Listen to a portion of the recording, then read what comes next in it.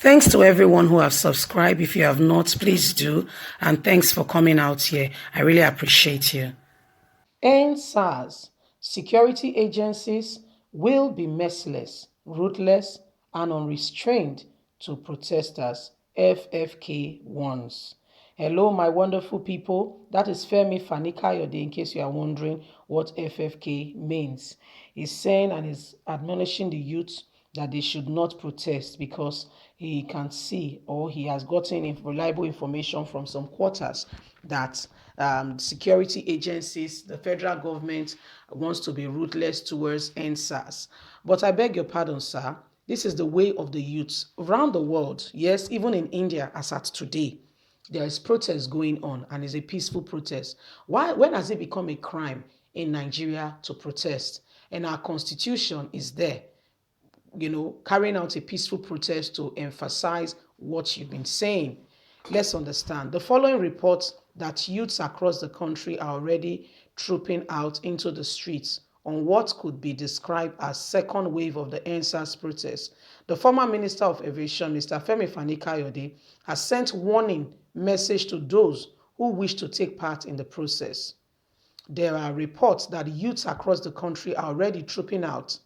I hear to call you to come on the streets to end police brutality, asking for the release of the unjustly detained during the previous Endsars and mourning those who were killed.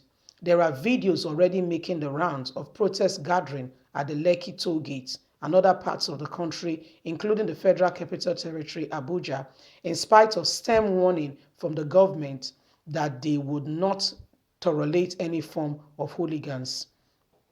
We can see people already marching out.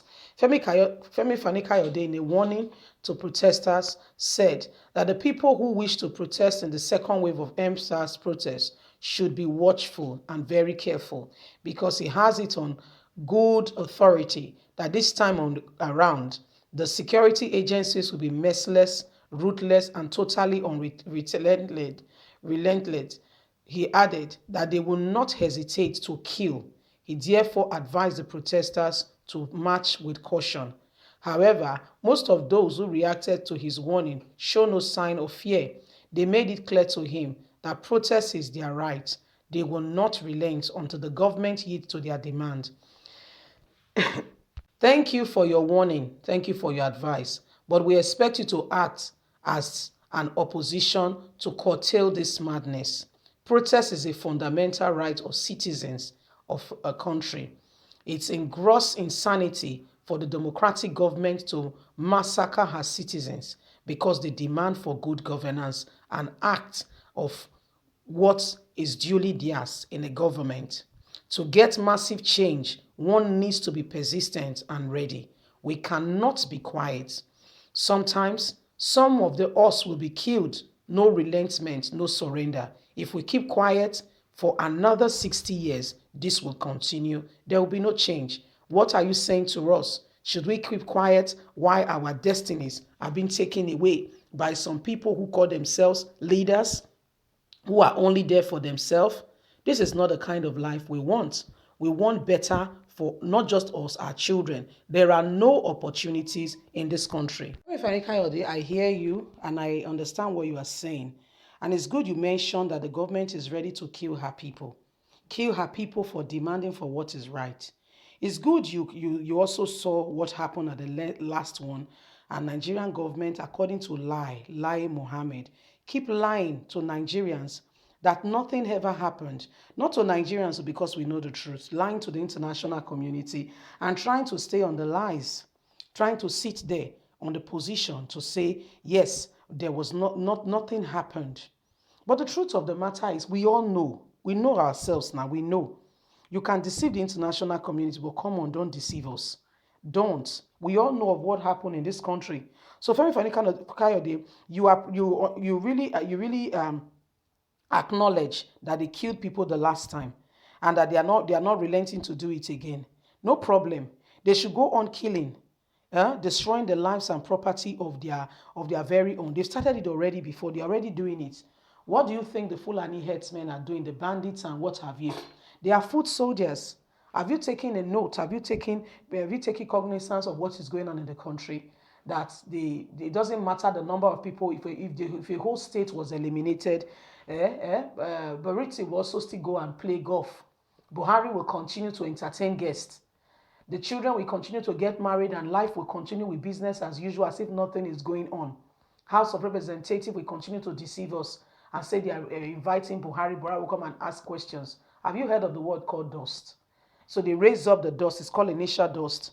And you just raise up a dust and everybody says, oh. And all of a sudden, after a while, it calms down. That's exactly what they are doing. We all know what is going on. And this generation, we are saying we are tired. Even our parents' generation had more opportunities. What is happening in Nigeria? Where are the industries? Where are the jobs? Where are the opportunities? Even to get a decent job, a decent paying job. Look at the price of fear. Is there no cause for us to raise our voice and say enough is enough? How can we continue like this and expect things to change? Change will only come when you demand it. But the truth of the matter is, until you yourself realize that you need change, you may not change it. Why? You are satisfied with the way things are until you sit down and take a closer look and say, come on, what's going on here? Where are we? Where are we headed? What's going on? Why do we keep getting the same result? What can we do to bring about a different result? Until you have that discussion with yourself, until you sit down and reflect deeply and think, so how does change look like? What do we expect? It will never happen. It does not fall on anybody's, on your lap. No. Until you have a house, yes, and you've done your interior decor, say for your living room, until you're tired of the same things you've been saying and you want a change, it will not happen. Your living room will remain the same curtain.